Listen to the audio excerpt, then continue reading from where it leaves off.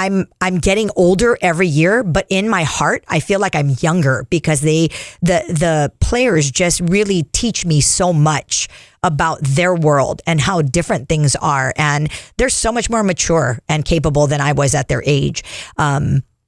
So it's still starting year 14, but still like looking forward to every day.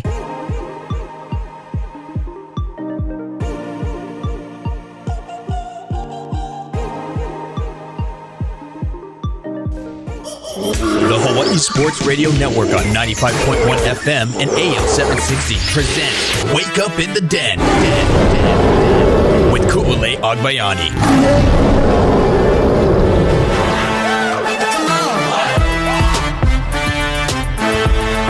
Good morning, beautiful people. It's Wake Up in the Den. Happy Aloha Monday. Hope you guys had a fabulous weekend.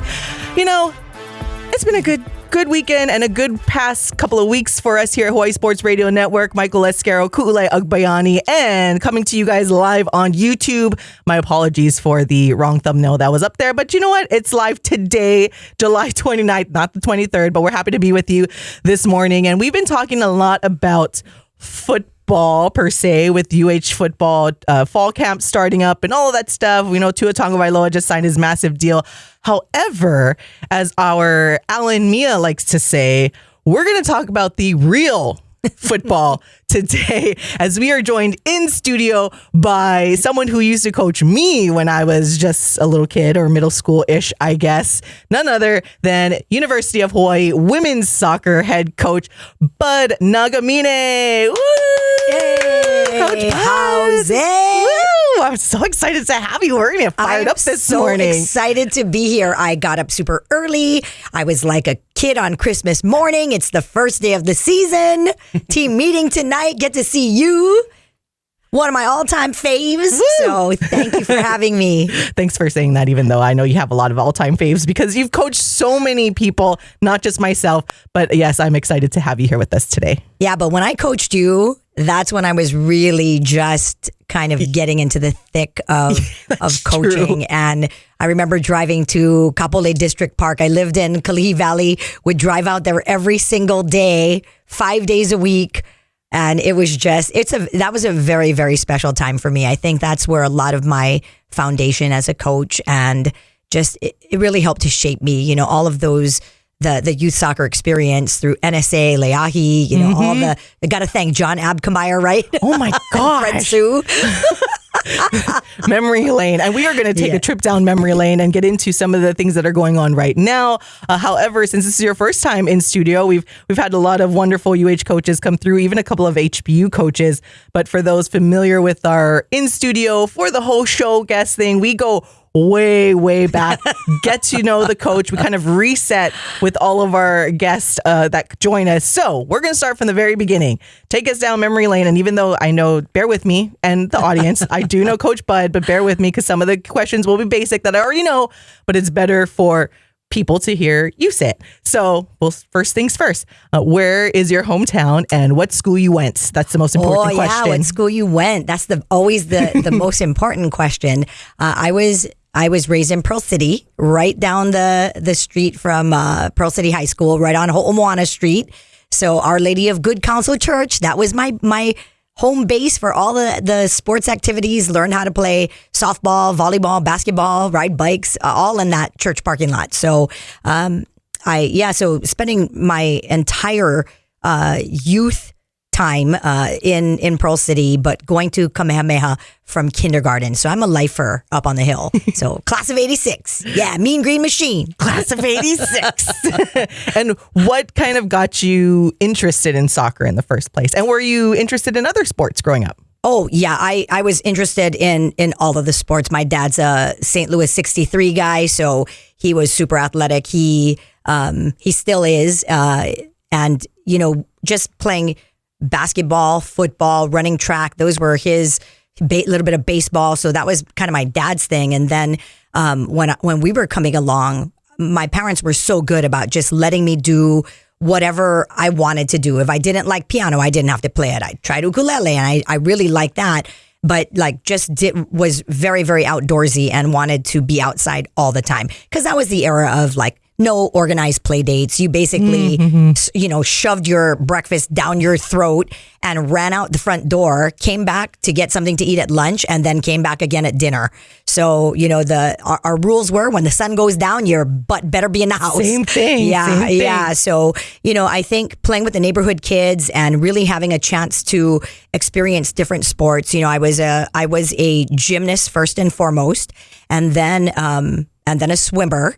Then I broke my arm at recess, and then couldn't get in the water, couldn't do gymnastics. And then when Kamehameha Swim Club went to 5 o'clock in the morning practices, my mom was like, oh, heck to the no. I'm not driving you in to Kamehameha from Pearl City at 4 o'clock in the morning. So it was a little bit daunting experience. But when I had broken my arm, my brother was playing AYSO, and I was sitting on the side, and I was like, this is kind of cool.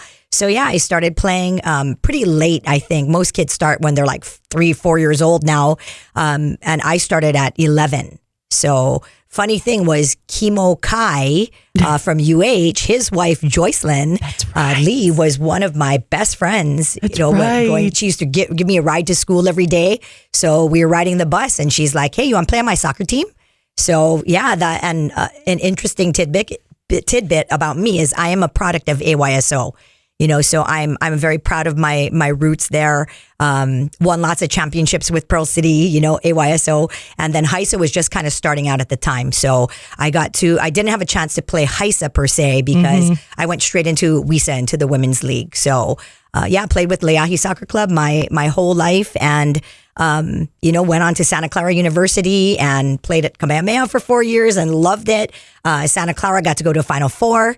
So, I think all of those, being a local girl and growing up, especially in Pearl City, we didn't have a lot of spare money. My dad worked multiple jobs. My mom could stay home to raise us, and then she started working again. So it's that story of our era.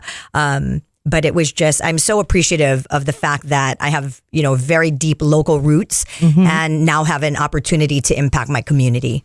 Yeah, and that's fascinating. I don't think I knew the extensive story about how late you started soccer, because as we were joined in studio by UH Women's Soccer head coach Michele Bud Nagamine, now that you were saying everything, I'm like, wow, are we like the same person? Because it kind of sounds very similar. I started really late too. Is 11 like 5th grade? I think I started in 5th grade. So that's about the same time. Yeah, I started really late.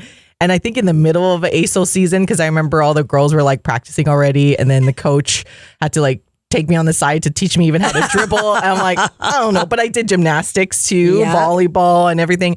But there was something about soccer for me, but I want to hear kind of from your take. What was it about soccer that even though you started late, you're like, man, I love this sport. Like, this is what I want to do. So what was it about the sport, being that you tried so many different things growing up, but what was it about soccer in particular that really made you fall in love with at first playing the game? I think it was the fact that you have so many people who can, support you because the rosters are large. A lot of my friends were playing. So I had this instant level of comfort from just the surrounding people. But one of the things I really struggled with was being that fish out of water, so to speak. Soccer was not as popular as it is now. So it was just starting to get, really a lot of attention when I was growing up. So we were kind of that first wave of players that were, coming through the youth system and, teaching ourselves how to trap and pass and service balls. I think it was the challenge of everything because all the other sports I had grown up with were all hands, because I really love basketball. I really love softball. I really love volleyball. But I think it was the challenge of mastering techniques with your feet, and you couldn't use your hands that I found particularly interesting just because it's something that not a lot of people were doing. And luckily for me, I picked it up really, really fast. So even though I started kind of late, I worked really, really hard on my own, just the ball against the wall, driving my mom and dad crazy all the time. Soccer ball in the house, moving all the furniture around to, watch the videos on the VHS tapes, I was like, that was a nut. But I think it was the camaraderie, the instant support that I had with a really good group of friends. And then, and the idea that I was playing for my community, that was super, super cool. There was so much pride in that Pearl City AYSO days, and we just had some really great coaches who were incredible people. So that kind of drew me to the sport. I think just the overall challenge of everything and how difficult it was. And what positions did you play? I say positions because when you start an ASO, obviously everyone you kind of get put in, I was the big kid, right? So naturally I'm like, you're in the goal or you're the defender, and then come to college and I played in the midfield. So it's you go everywhere. So what positions did you play? And then what was your main position after a while once you started playing for school and then going on to Santa Clara? Back in my young skinny days, I was quite pacey, and so I was always on the wing. And then, depending on what the score was, I sometimes would go in the midfield. And then I was able to get recruited to Santa Clara University as a winger, but also spent time in the midfield for them because in a 4-4-2. Then Jerry Smith came in at the end of my freshman year and said, hey, as we went through the program, when we got to, as he was building the program, we got to my junior year summer, and he's like, I'm going to train you for this new formation of 4-3-3, and you're going to be like an outside back, midfield, forward, and you're just going to run that line all day long. You're going to get more goals and assists from that position. And I was like, that sounds like a lot of running. But sure enough, thank goodness back in the day, super fit, could do that all game long and had a really, really good time. So I actually ended my career as an outside back in a 4-3-3, but then started my career as a winger. See, I told you, you go all over the place. And anyone who's played soccer knows exactly what we're talking about because you just move all over the place. And then if you start younger and then you're depending on how, your body grows or doesn't grow, you might go into other positions. So it's just so crazy and fascinating. And that's why I always like to ask and understand where the different places that people play. Never played goalie though. Never played keeper. Never played keeper.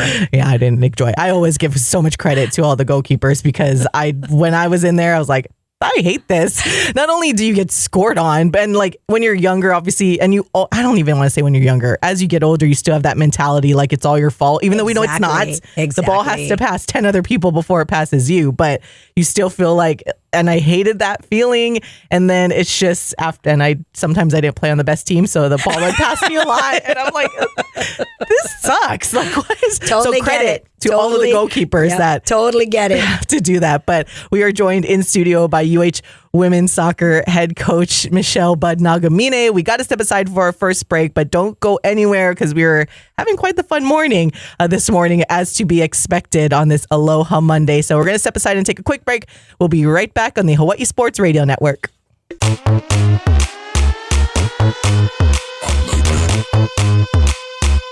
Wake up in the den with Ku'ulei Agbayani on the Hawaii Sports Radio Network, 95.1 FM and AM 760. Welcome back to Wake Up in the Den. Ku'ulei Agbayani, Michael Escaro, and joined in studio by UH women's soccer head coach Michele Nagamine, and already having a blast so far, taking a small trip down memory lane. If you guys have a question for Coach Bud, you can text us at 808-888-KGU1. That's 808-888-5481. We do have a question that did come in, but it has to deal more so with the current team and the upcoming season. So we're going to save that for a little later in the show when we start talking about the current team and all of that stuff. But right now we're still on our memory lane type of thing going on here. So Coach, we briefly brought up how you played over at Santa Clara, but can you just share how that recruiting journey went? Because I think it's interesting to to hear about how it was. Like we had Darnell Arsenal in studio with us last week, and it was interesting to hear from him how that went for his recruiting with football, because the times have changed so dramatically. So if you could just share if there were other schools that you were interested in or had interest in you, and how that looked like when going to Santa Clara.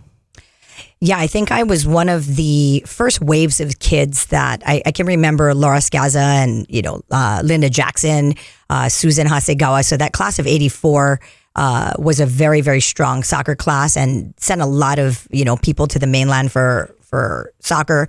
And I remember going to Seattle with the Leahi women's team, and I was still like a sophomore, I think freshman or sophomore in high school, and it was a women's open division. So somebody had seen me there, passed the name on, but I tell the kids nowadays that they're so blessed and also cursed in so many ways because of the amount of information that's at their fingertips.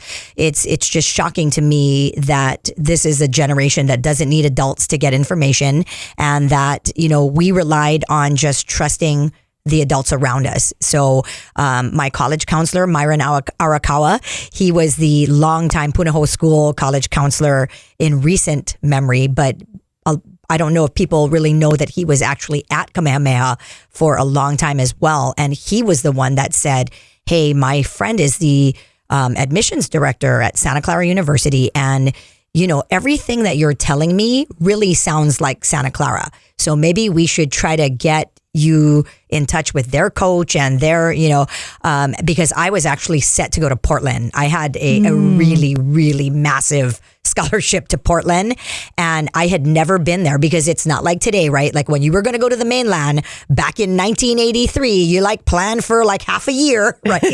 Take vacation. Like it wasn't like how today, I'm good. Let's go to Japan next week. Yeah. Come on, people, but that's the state of the world right now. We had those dial telephones, I had to run down our driveway every day to stand by the mailbox and see if I got accepted to a school. The screen didn't turn green, while we waited for the email to, materialize. It was a different time. So I think getting yourself out there and sending those little postcards. I'm interested in your school. Please send me more information. Wait, every day the mail got to take a week and a half to get to you or whatever it was. And then I can just remember being so excited to get all these packets of mail. And then, choosing Portland because of their soccer history, West Coast school. Relatives lived in Oregon, but I had never been to the campus. So when I started talking with Mr. Arakawa, we looked at all these different options, and it was just the weather, the cold. These were things that I wasn't fond of, but I had zero information except for this man and my parents. So my dad cried for a while because I turned down Portland on all the money, but I started at Santa Clara. And worked my way into a scholarship. So I had to come in, with pretty much no aid first year, and then, work our way in. So it's not like how people are throwing around full rides now and, name, image, and likeness money. That wasn't a thing. So yeah, it was interesting to see how things have changed. But for me, there's a fondness of the simplicity of the time. And you can just see me running down my driveway, waiting by the mailbox. And if there was no mail in there, it's like devastation, and I think it taught us patience and then a true appreciation for the internet and how readily information is available now, which is why my players never get away with a lot, because I'm like, you know what it was like back in the day? I remember I wore my slippers to school in the hot sun and sometimes barefoot because with broke. Yeah. But I want to go back to that because actually part of your story, I know how you're saying, all this information is readily available for players these days, but I want to go back to something that you kind of just said about, foregoing the opportunity at Portland and a scholarship and all this money to go to somewhere that you really wanted to go to and have to work for that scholarship. Because I think that 100% translates to this day now, where a lot of players are just, where can I I'm going to go where they're only offering me money. Right. And then on top of a scholarship, only want to go whoever offers me the most NIL money. So I think that's important to kind of reiterate that and share maybe a little bit more on, from your perspective, just how you never regretted that decision of choosing somewhere that you truly wanted to go and having to work for all of those other things instead of just going to somewhere that like, oh, well, this is where all the money is and it's free. I see it all the time. How much money do you guys have left? How much? And it's a big turnoff, to be honest, when you don't really know someone, haven't seen them play, and then you get an email asking about what kind of scholarships you have available and can I get a scholarship? And I think that, you know, it's good to be assertive and go after what you want. That's not what I'm not saying not to do that, but there also is there's a lot of intricacies through the recruiting process, right? And I think finding that match, it's that old cliche of you have to love the school because you have to picture yourself there without the sport that you're trying to play. Would you still like it? Would you stay at that school if you didn't have this sport? Your sport can't be the only thing that ties you to the school. There has to be your major, the area, weather, you know, all these things that really help to set you up for success. Because if you are miserable, you're not going to play your best anyway. So I find that it is a really big turnoff you can tell right away who's just kind of searching for the money and who is genuinely interested in the institution and the team. So I had zero regrets. Santa Clara was the absolute time of my life. I found myself there. I grew up a lot. And it gave me a chance to be away and on my own, but with a really, really good system of support again, you know, and I think I search out those scenarios for myself where if I'm going to do something, it has to be with people I truly enjoy, and the experience has to be pleasurable and enjoyable. Otherwise, why are we going to do it, right? Time is so finite. Why are we going to fill our time with all this fluff that really doesn't mean anything? So I do search out because I'm a relationship person who really thrives off the energy of others. It's a situation for me that I always try to get myself into versus out of.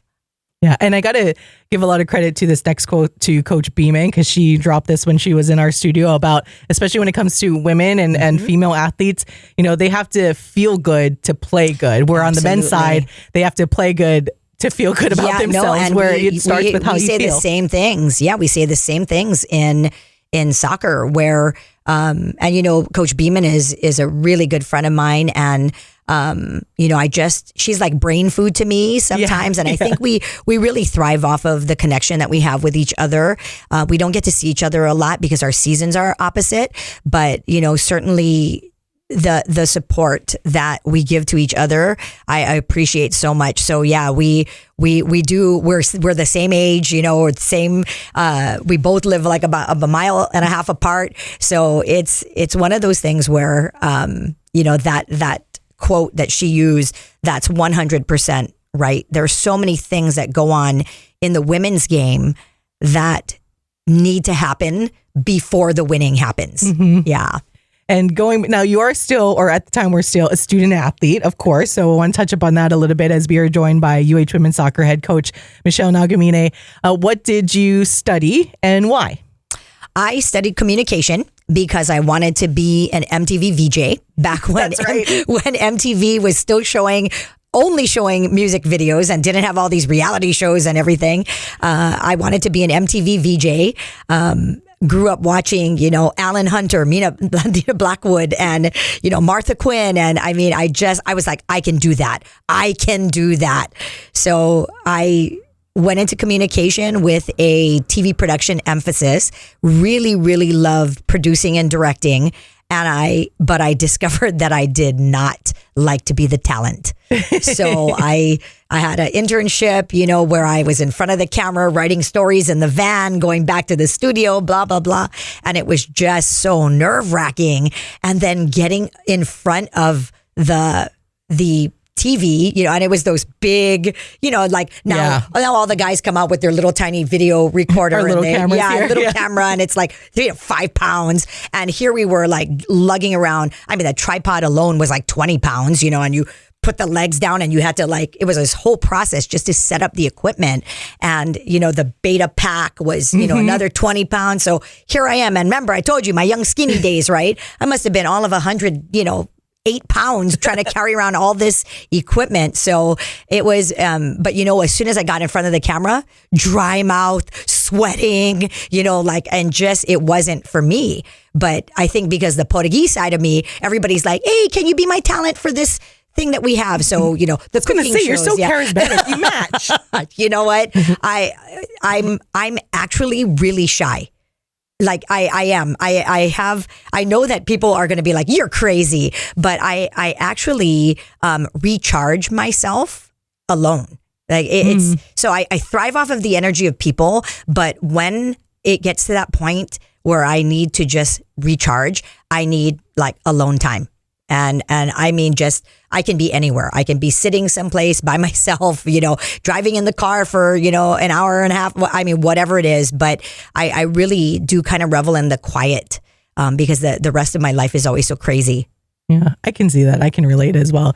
We are joined in studio by UH Women's Soccer head coach Michele Nagamine. We do need to step aside for a quick break, but we're just having a blast and we still got another 30 minutes to go, and we will get to, of course, some of the questions, and then looking ahead to the season. You can text us at 808-888-KGU1. That's 808-888-5481. As this is kind of like my VJ thing going on now. Now that we're streaming on YouTube, you guys can watch us as well. So that's kind of our new thing that we're doing in here. So having a lot of fun, but we got to step aside. So we'll be right back on the Hawaii Sports Radio Network.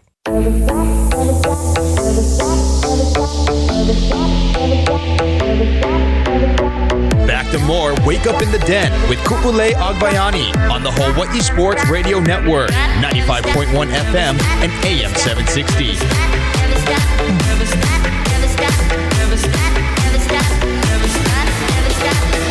Welcome back to all of you, the beautifulest of all the beautiful people. Let the beat drop.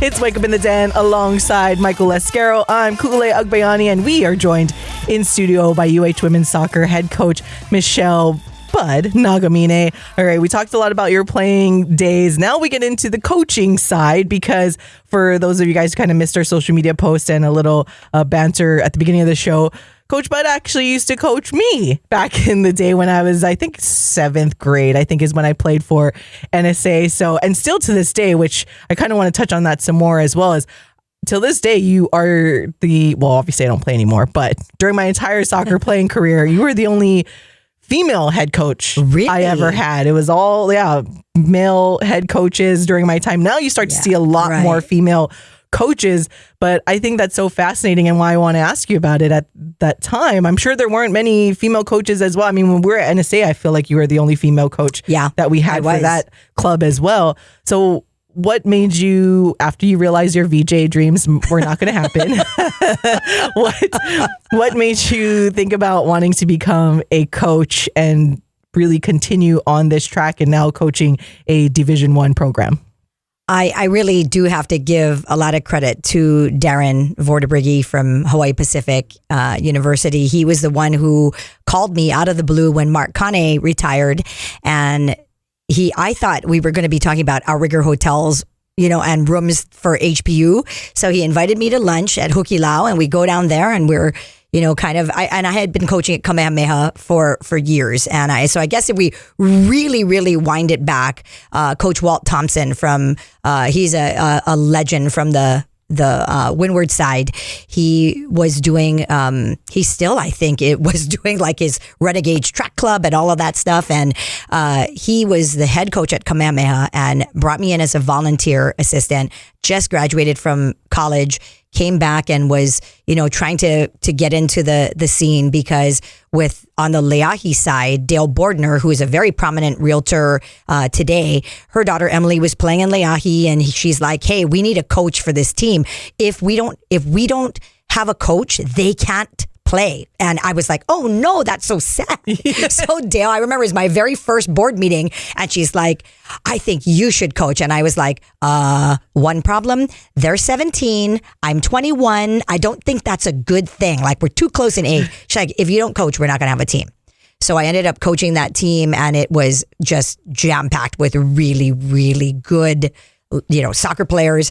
And so that kind of launched my career in the youth league in HISA. And then, I was doing that. Then when I was volunteering for Walt, he, didn't return the following year. And then Irv Cow, the Kamehameha athletic director, was like, so you want to be the next head coach? I was like, no.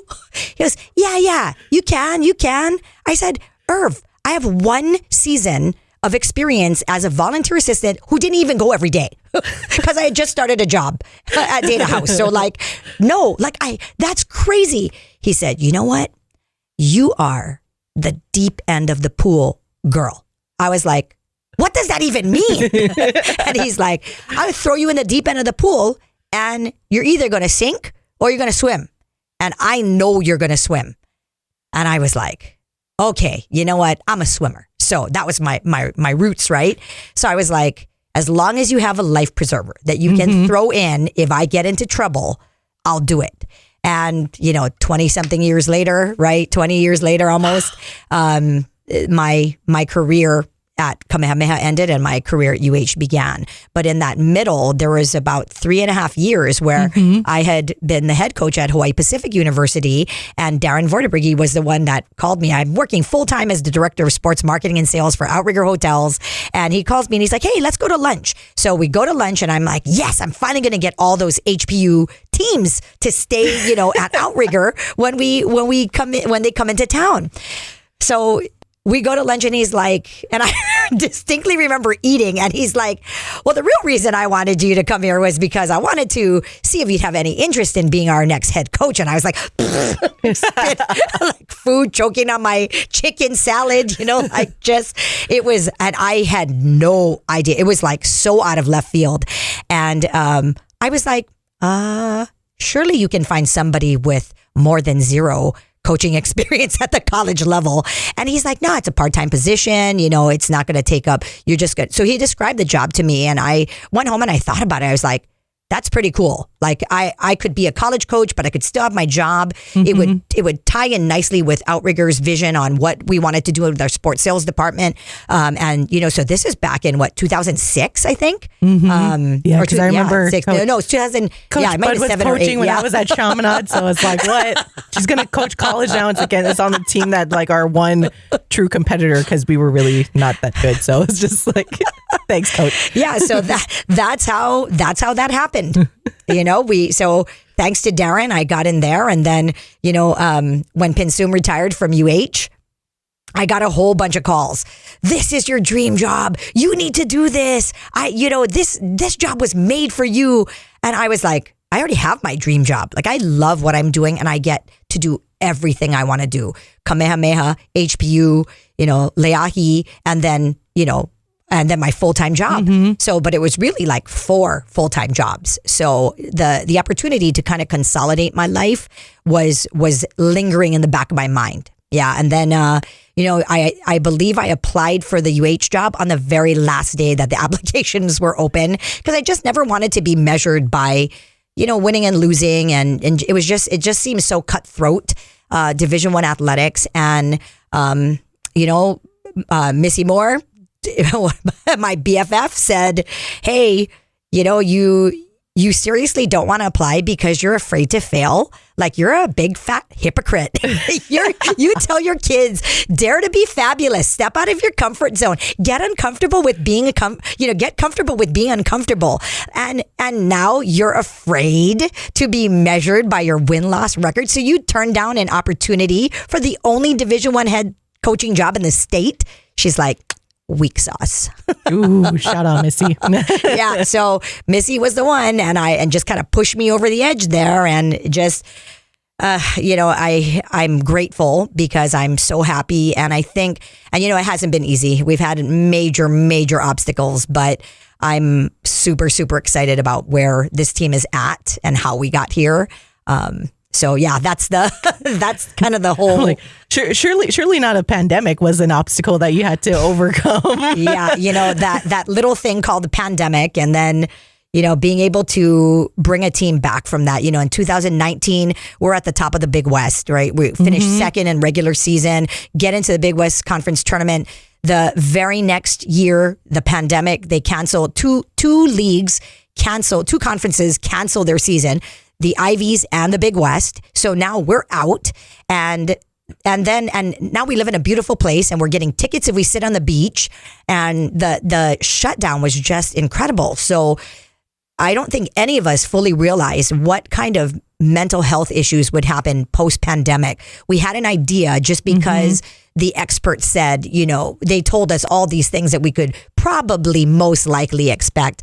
It was way worse than anything that I could have imagined. Kids fell out of love with the game, and they were our seniors. They were just kind of hanging on by a thread because they had so much taken away from them.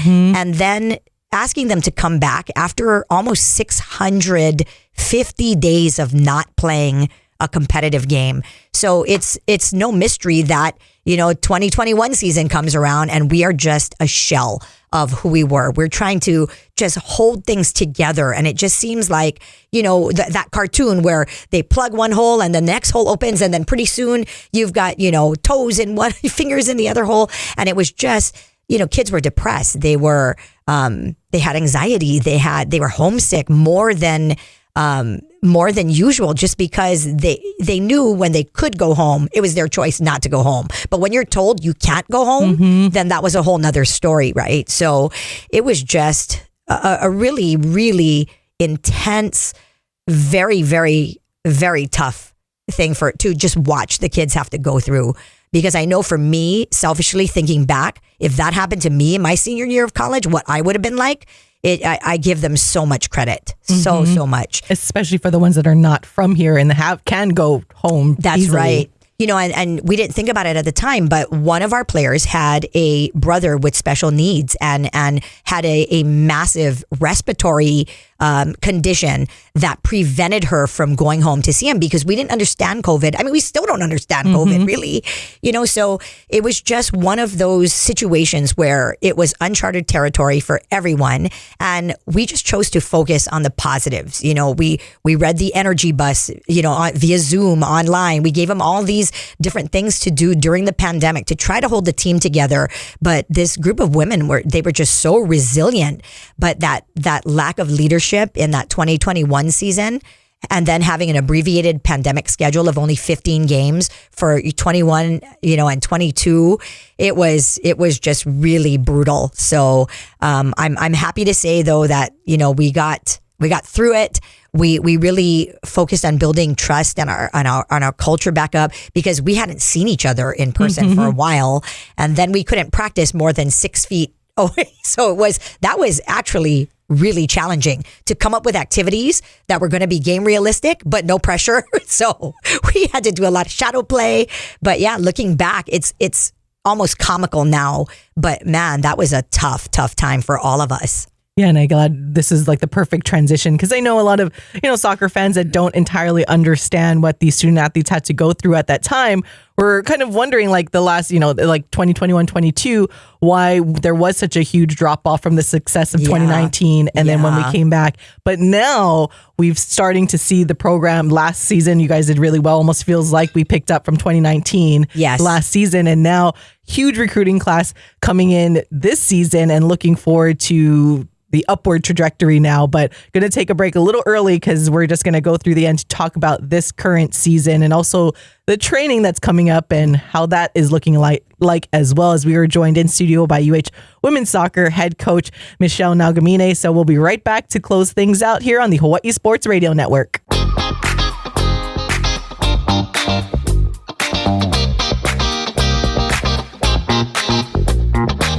Back to more Wake Up in the Den with Ku'ule Agbayani on the Hawaii Sports Radio Network, 95.1 FM and AM 760.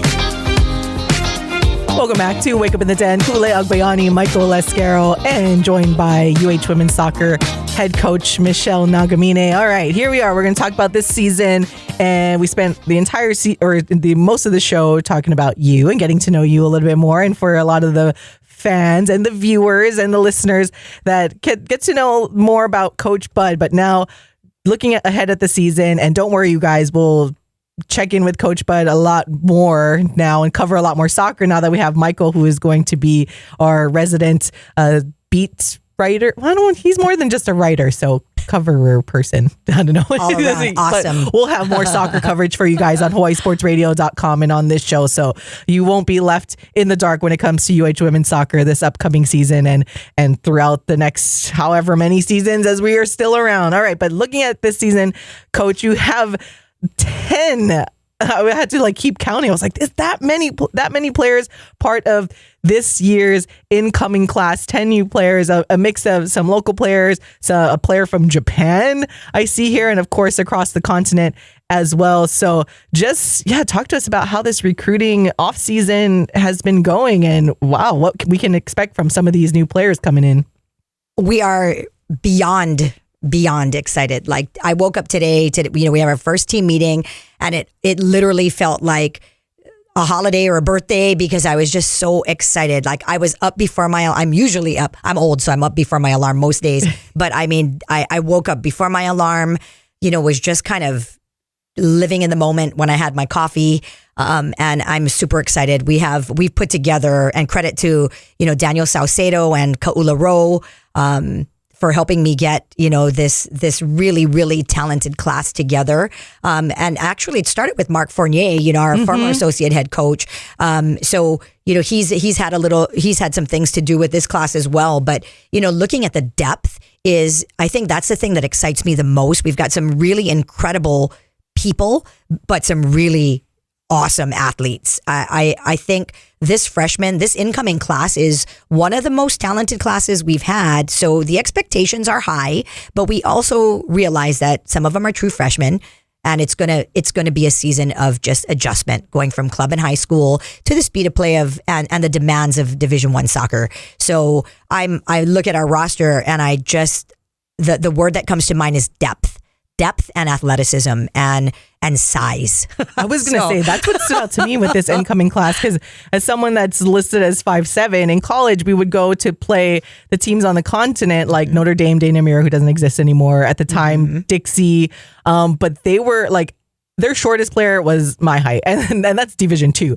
And now in Division I, I've noticed that too when it comes to the Rainbow Wahine and some of these other teams. They're just so much bigger, and we're quick, so we've held our own, right? Kelsey Sumida, she's quick, right? She's not very big, but she's so quick, so she was able to do her thing. But when I look at this incoming class, I mean, you have a couple of ladies at 5'8", one at 5'7", and one at 5'9". Again, like you said, some freshmen coming in, but you can't, as Paul and I always like to say, is you can't teach size. Exactly. So that's so good to see. Exactly. You can't teach size. And you know what? If you don't have athleticism to begin with, it's so hard to get you to that point where you're going to be competitive. So one of the things that I'm most proud of with our returning group is how hard they worked in the spring season. I went back after the season, and I asked our associate head coach, Kaula Rowe, to do a deep dive, because inside me, I'm like, we stink on Sunday. For some reason, we cannot get it together. So is it a strength and conditioning thing? Is it a recovery thing? Is it a mentality thing? And the answer, I think, was a combination of both. So we talked to our sports scientist, Dr. Trevor Short, and we talked to our strength and conditioning, our performance coach, Josh Elms, and we said, hey, look, this is what we've discovered. We've got about a 20% chance of winning on Sunday, just going back 4 years. So we're like, what is going on? And the statistic was shocking, because some days we won, some days we tied, but most of the time we were losing on Sunday. So, and granted, we travel on Tuesday. The players are running between 8 and 9 miles a game. So the recovery process is a little bit different. But it's just, it was mind-boggling to me how we underperformed on Sunday. And even just 3 different results would have been a difference in how the entire schedule, we're finishing right around 500, but you need to do everything perfect just to finish even. Yeah. Like it's crazy. The Big West is a soccer conference. So we did this deep dive and Dr. T said, hey, let's do all this strength and conditioning, but we're going to amp it up. So our returnees really killed it and made tremendous gains. So much so that he was like, hey, can I have these girls sign waivers so that we can publish the results? Like that's how much they improve, just explosiveness, speed, quickness, agility. So I think combining this strong group of returnees with a talented group of newcomers, that there's a reason for all the excitement. And last season we played some really good football. This season it's going to surpass even that. Woo. I promise. I promise. We're fired up here as we are joined by UH Women's Soccer head coach Michele Nagamine. All right, we have about 5 minutes left, so I want to make sure I get to our listeners' question. Okay. This says, good morning. Here are the questions for you. Who is the goalkeeper this year? Number 2, after Amber Gilbert, who is the fastest player on the team? And who are the projected starters for the back line? Best of luck and have a great season. Oh, thank you. Thank you. Okay, good questions. Let's start with the goalkeeper situation. We have 3 goalkeepers on the roster. Sophie Augustine has transferred out. She got accepted into a program with 3% acceptance rate for majors. We're like, okay, bye, good luck. Yeah. But Kennedy Justin is returning.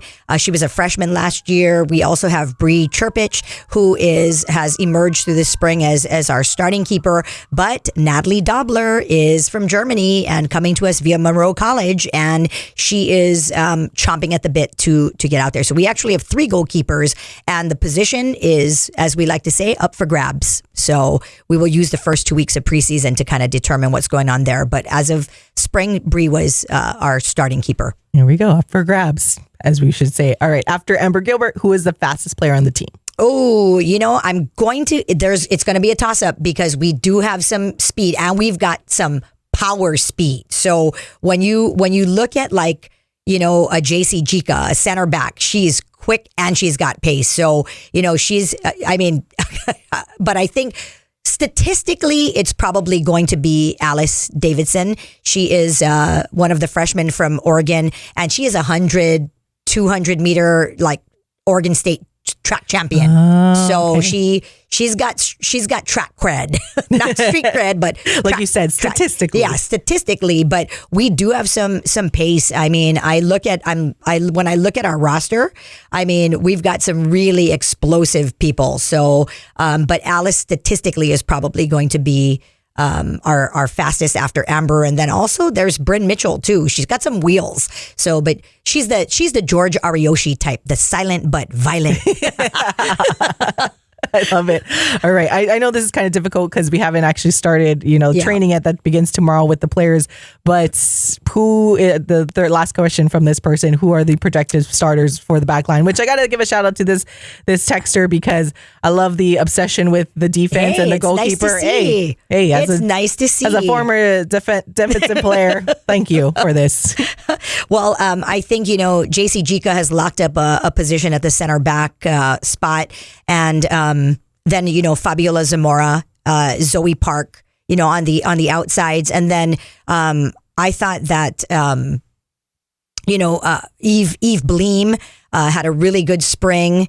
But I know that there are some youngsters who are, just kind of lurking in the background, waiting to get their shot because Piper Bertani, one of our freshmen from Northern Cal, she has come off a really good ECNL club team, and I think she scored 7 goals with her head this season off of set pieces.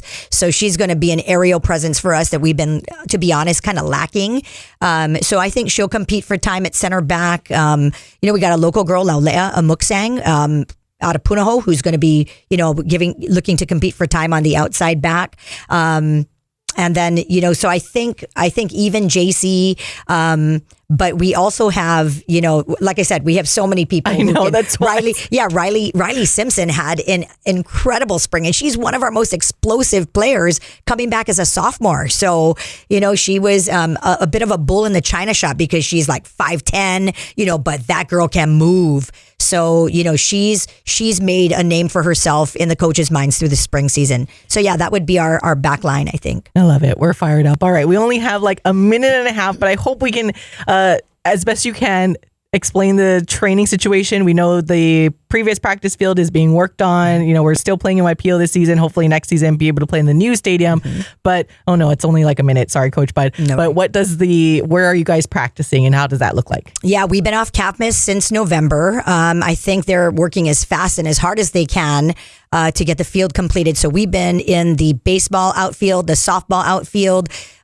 Timmy has, Coach Chang has led us on to the TC Ching football field. So I've told the players, we worry about the things that we can control. The journey, the end destination is going to be worth everything. So, mahalo plenty to Mid-Pacific, for helping us get, some grass field time. One of my really good friends, Marissa Jervis, has helped us to secure the field there. And it's just been a really big blessing for us to get on grass. So, so we'll be doing that for the entire year. Oh, I'm so bummed. We got to go. Our time is already up, but thank you so much, Coach Bud, for joining us in studio. But for Coach Bud, for Michael Escaro, I'm Ku'ule. Mahalo for listening. Bye. Welcome back to After Hours in the Den now, because we just ran out of time. I should have known better, but for some reason I was still surprised when the show ended and we're right up against the clock. But fortunately for us, that Coach Bud does not have to rush off anywhere just yet. Team meetings are tonight, however, but fortunately she can share a little bit more of her time with us because we want to elaborate and talk a little bit more about this upcoming season as we are joined in studio by UH Women's Soccer head coach Michele Nagamine. All right, so we kind of had to rush it towards the end of the show, but I wanted to take a little bit more time and explain to the audience, of course, that maybe is not familiar with the field situation on campus. As we know, the previous soccer or the grass practice fields is currently being renovated to build now a stadium on campus, a soccer and a track stadium, which will be fabulous once it's all said and done and completed. But for now, game days are still at YPO Peninsula Soccer Park. However, being at that, now we're getting into soccer. You had to do a little bit of it during the spring and training, but it's a different type of training now when you have to prepare for the season and for games. So yeah, how are you guys and the players and the team managing their playing schedule, and where are the different places that you guys have to practice? We did dabble a little bit about talk a little bit about mid-pack as one of the options, but just explain to our audience a little bit more about how the training for this season will look like and how it drastically differs, obviously, from previous seasons when you would have the grass fields that were on campus and now players having to go off campus when you don't have TC Ching to use.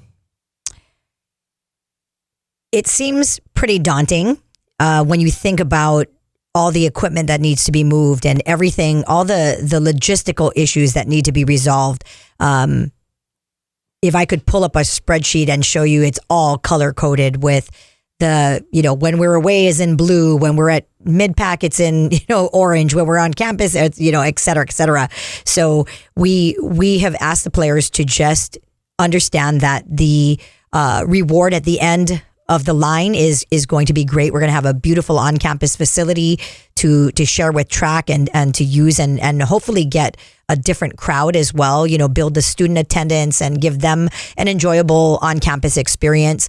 I think it'll be nice to not leave 3 hours before the game. Yes. That is something that I think, we don't have home games because we don't practice on YPO. So every game for us is an away game, but the atmosphere at YPO has been absolutely incredible. So we just keep thinking like, okay, we've got YPO and we've got many different fields to use around campus. If we were playing 7-a-side, we would win a national championship because we practice in small spaces all the time. We score a ton of goals. And, but in all seriousness, it has been a challenge, but we don't complain about it. Like that's one of the rules. It is what it is what we live every day. We're going to do our best to control the things that we can control.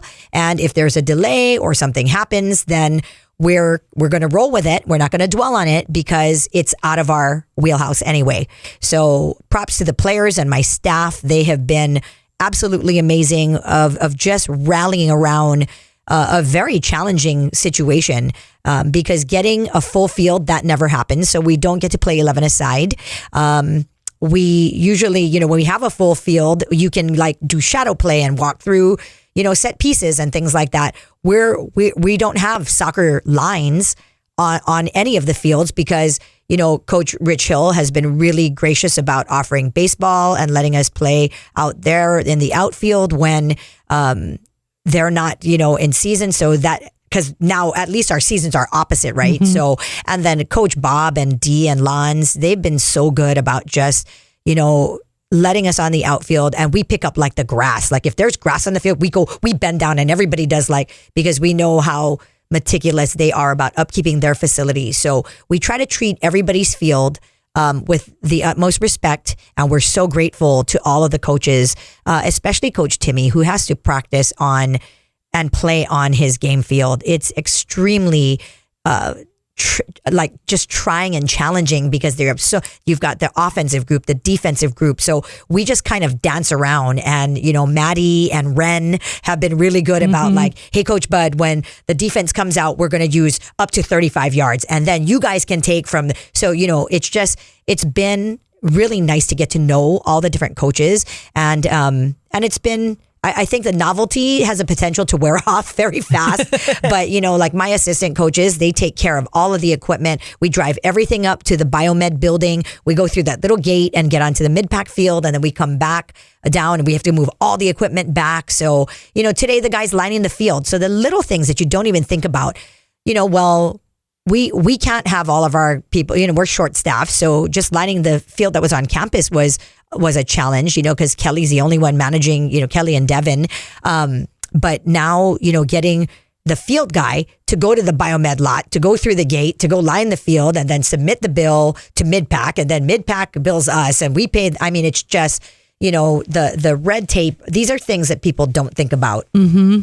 And that's why I wanted to bring it up. Right. Yeah. And it's not to bring it up to, should say any negative things about it, because like you said, hey, we don't complain, but I think it's important for fans and maybe even people that aren't necessarily following soccer or any of the other sports to realize all the challenges that the University of Hawai'i has to persevere through. And I think that's the message out of everything, is that all of these teams that play on the outdoor surfaces have had to be so resilient through all of this. And that way, when the winning comes, we can look back and be like, you know what? They didn't have it easy. And look, they're still putting this together and winning.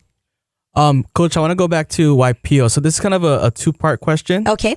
So what was your reaction when they were potentially going to make it a landfill? And with this kind of moving to the new stadium, any sentimental value playing, kind of the last season at YPO and some of your fondest memories there? Oh, I can remember some really, really good overtime games of just, one of them that really stands out for me, Storm Kenui's overtime goal, Raisa Strom-Okimoto's overtime goal, Bowling Green, just some really, Houston Baptist, it was just really and then prior to that, just crying my eyes out the day they dedicated with Mayor Harris and they dedicated the facility. And, it was just, I can remember standing there with chicken skin and tears just coming down streaming down my face. And so that place holds a very special place in my heart because it's just been incredible. And to have a city-run facility maintained at the level that it is. I mean, yes, we've had some issues, in the past and then, the contractor that washed the thing off and it killed the grass, there have been issues out there. Thank you, Brian McInnes, for covering all of them.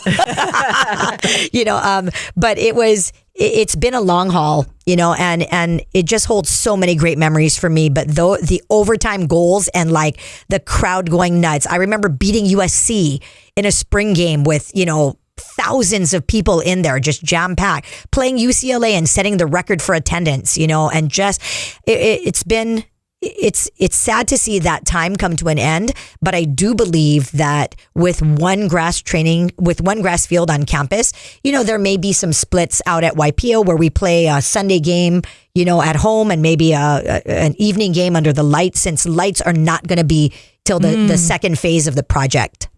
And then when they were gonna potentially make it a landfill, and I know that was a big uproar. Right. So your reaction to that? Okay, so inside I was like, no can. Like, I never even went there until it got to the point where they were really talking about it. Because in my mind, I was like, okay, it's Navy land. It's right on the water. Mm-hmm. There's no way. Like, how are they going to do this? There's going to be so many environmental impact issues. And then at the end of the day, the Navy doesn't want that there. Mm-hmm. So I, in my little pea brain, was thinking, no can. And from everybody that I knew on the inside of the conversations, they were like, it's a process. We have to go through. We have to vet every single, possible option so that we dot our I's and cross our T's. And I'm like, but is YPO going to be okay? and people were just like, we have to go through the process. We have to vet all the facilities and options. So it was like the same. Just tell me already. Yeah. Inquiring minds want to know. But yeah, I inside, I didn't think it would happen. But when they started to really get into the thick of the researching, I was like, oh my gosh, this is going to be horrendous. They are going to have so many people crawling out of the woodwork because that place means so much to so many. And it was starting to get really wild on social media and everyone. I was getting crazy. 18,000 people signing the petition in like a few days. Yeah. So it was,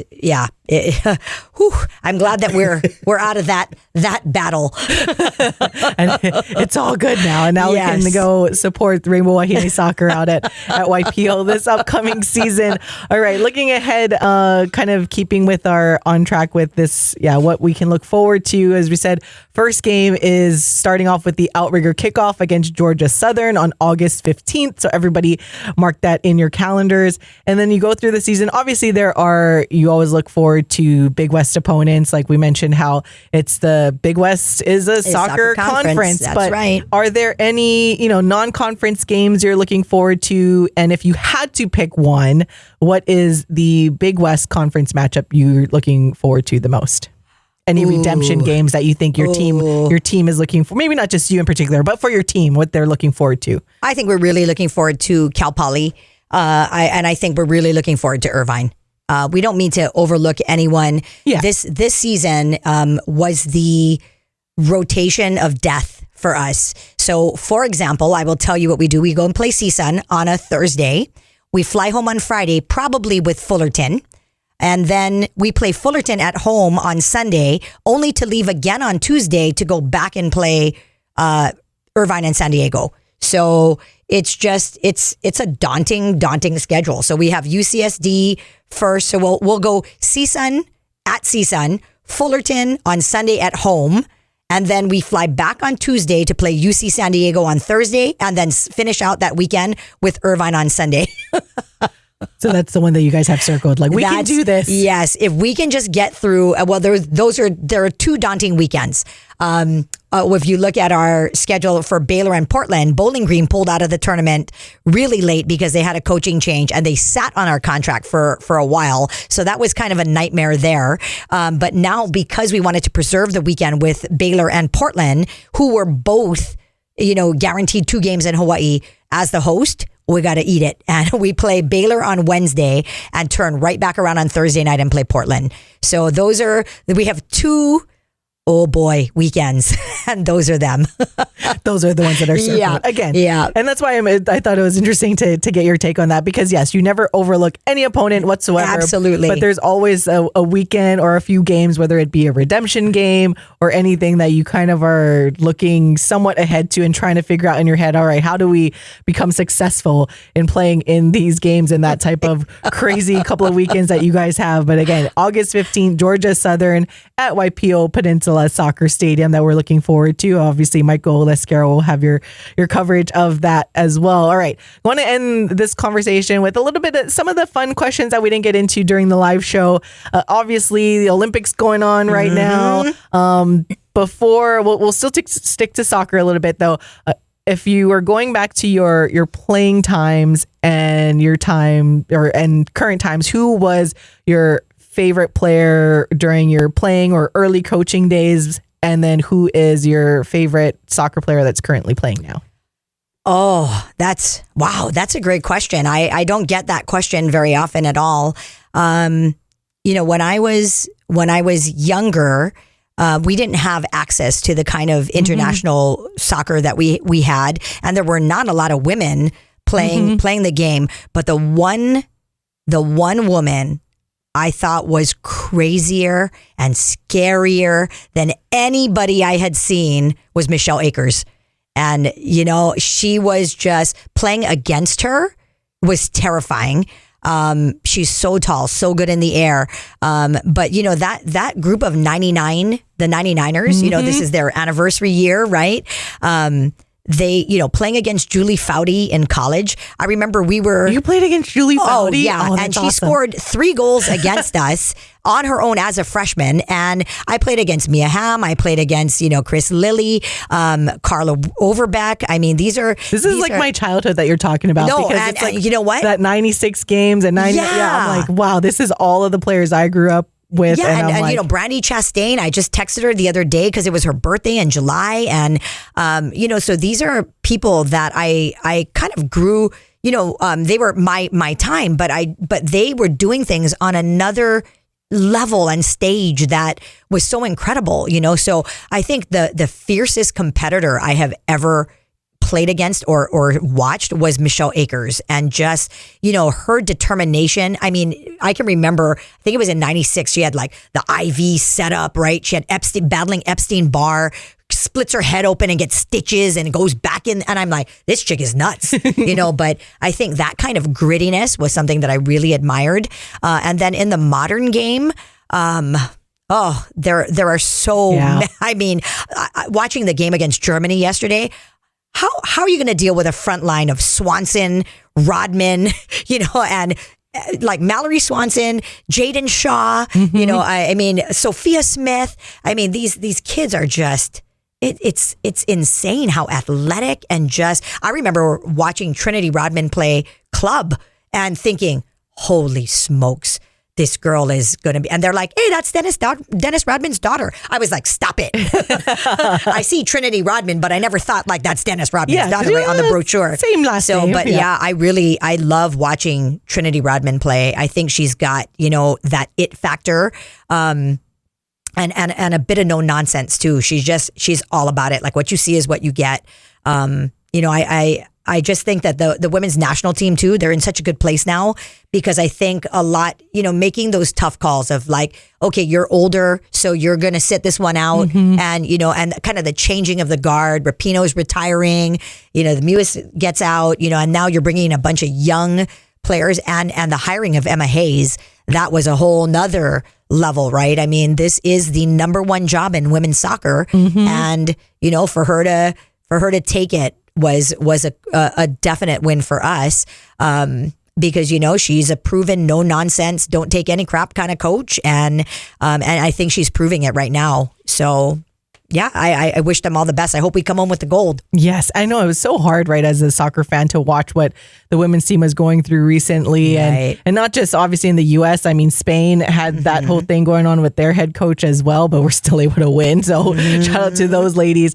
But because you bring up Trinity Rodman and it made me think about what was going on in the World Cup. And I'm like, how come she doesn't seem better? It seemed like something just wasn't up to par with her play, and then all of things start coming out, and fortunately the appropriate changes were made. So now we're looking forward to this Olympics time even more.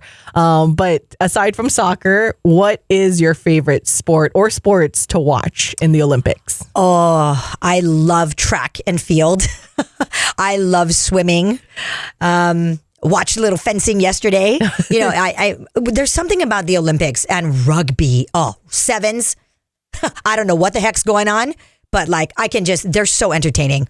And, so I don't really have a favorite. I'll watch anything. If I can just sit down and have Olympics on, and I don't find like I have a lot of time to really watch a lot of different sports. That's true. But, especially now that the season's coming. Exactly. Yeah. But I love, college basketball, even though we don't bet on it. We can't do any, of that. I love, like, especially when you guys go like in March and you're doing, all the pools and, the circuit, the survivor. Yeah.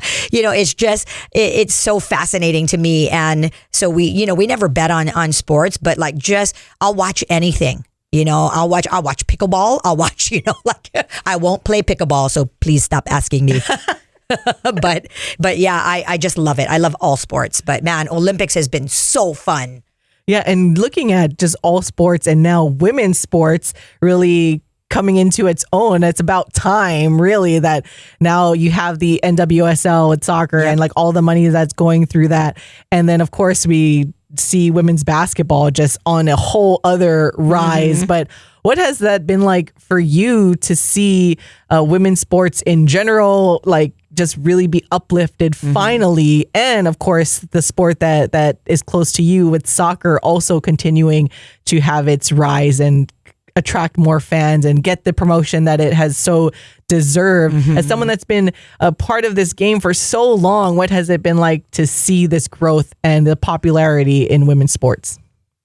It's been really, really rewarding as a fan of women's sports, all women's sports, to see the growth that women's basketball and women's soccer is experiencing. The NWSL is a lot more stable than it's ever been. That league, they're getting new ownerships coming in with lots of money. There's transferring of players at big, big bucks. I mean, and now you're looking at players, they're millionaires, and it's just, and yeah, maybe it's through endorsements and maybe it's through, their contract, but who cares? Like the bottom line is these women are making money off of doing what they love, and it's about time. And, Laura Beeman used to ask me, like, why doesn't anyone come to my games? And I'm like, you know what? I don't know. Cause I go and, like the beer line short, like they need a better food selection, right? Sometimes. But we're like, hey, we're here from the beginning, and I remember the old days where when she first got hired, you could look across and be like, you could see everybody in the stands that you knew. And now getting you can see the attendance going up and up. And we know how hard these women work. And, even for when you look at, how the media portrays, Angel Reese, Caitlin Clark, like, why does there have to be hate? Why can't we have two kick butt women doing their thing, and just let them be? But everybody's looking for drama and contention. And I think we have to just celebrate the fact that finally people are starting to pay attention. And it was a long road to get here, and we're going to keep fighting the good fight everywhere we go because it's the right thing to do.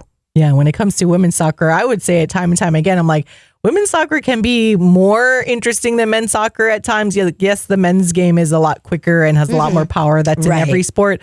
But women's soccer, we don't dive all the time and cry like babies when we hit her. Like that's the one thing that's always stood out to me. I'm like, how can people watch men's soccer for so long when every single play it seems like someone's rolling on the ground, like all the way up to like the people that make oodles and moodles of dollars in the European leagues and everything. But like women's soccer, well, I don't know what it's like the opposite. Yeah, I don't know what it is about like how we grow up like that. I don't know. Maybe like we just naturally don't like to just dive for no reason. Obviously, sometimes there's strategy. Like if you do get clipped a little bit and you're close to the box, you're like, I'm going to go down easily. But just to try to get gamesmanship. Just to get that. But like with the men's game, it's like every single time in the middle of the field, it's like, oh, my leg is so sore. Yeah. But then, well, you know what they say, right? Like if men were having babies, we wouldn't have a population problem.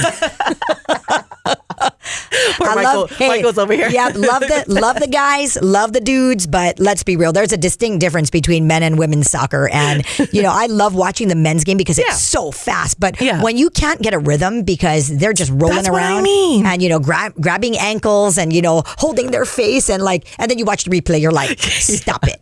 Stop it. So it's I that's one thing that I really really like, that the women haven't become affected by that. But then again, the physicality is different too, the pace of the game. So I love watching both sides. But yeah, it's nice to see that that women's basketball, women's soccer continuing to grow, and then get the endorsement money behind it as well. So little girls have these role models now that they're looking up to. There are now rugby players who are really muscular and big women. My saying is YGBG, you go big girl, you go. So when somebody has that kind of muscle mass, I mean it's a compliment to them. And now the rugby players are getting direct messages. I've never seen anybody that looks like me, and I want to be like you because you've shown me that you can live in your body and be comfortable, and I'm a big girl too, and thank you. So it's like I don't think people fully realize the reach that women's sports has, because women make our community better, and women in leadership positions make companies better. So it is a proven fact across the board. I don't know if it's a communication thing. And trust me, I am not bashing on guys. I am not like that at all. I know, as our Michael Lescano has to say. Yeah, but it pretty much is what it is, right? The studies have been done. Communication, leadership, management styles are all different. And women are just programmed differently. Yeah. It's scientifically proven genetic facts that men and women are different. So, why are we trying to make like they're not? But I think Mia Hamm said it best, where she's like, hey, treat us like women, but coach us like men. Where that I think a lot of times when people come into an environment, they think they have to have the kid gloves on. Oh, I can't push them. I can't be mean. I can't say what I'm thinking. And I think that's wrong, because this information generation is thriving on information. They need it. They want it, even if it's not what they want to hear. As opposed to us, like, is it bad? Don't tell me. Yeah. So it's been nice to be able to be a part of the growth, because I'm getting older every year, but in my heart, I feel like I'm younger, because the players just really teach me so much about their world and how different things are, and they're so much more mature and capable than I was at their age. So it's still starting year 14, but still like looking forward to every day. Gosh, it's so well said. I mean, it can't get any better than that. I love it. I love this conversation that we've had so far. As it's our after hours conversation now. So for everyone that's going to watch on YouTube or listen to the podcast, you're welcome, because we couldn't get enough of Coach Bud in here in studio and had to continue our conversation. Fortunate that you can hang out with us a little longer as you get set to have your team meeting tonight, and then we get right into training for the season, looking up to August 15th. All right, but before we let you go, just want to get your final things for now that you want to say to the University of Hawai'i fan base, and maybe just in general to all the soccer fans out there. Thank you so much for your unconditional love and support. The people who know the game know how hard what these players are doing really is. And, it hasn't always been easy, but they have been faithful. They've held on. We played some of our best soccer last year, had some exciting games, exciting wins. This year we have a 20-game schedule. So this season is definitely dedicated to our fans and our families who have really hung in there with us, because I think this season is going to be a major turning point and upward trajectory for our program. I think all the pieces are in place, coming off of a year last year where we got back to the Big West tournament, looking now to be in that final game this year. And then also, getting a 3.7, athletic department leading team GPA. So we're very, very proud of our young women, and I'm grateful for all of the support. So thank you. And thank you, Coach Bud, for joining us in studio. But I know we don't want to take up too much of your time. So this has been After Hours in the Den. Bye again.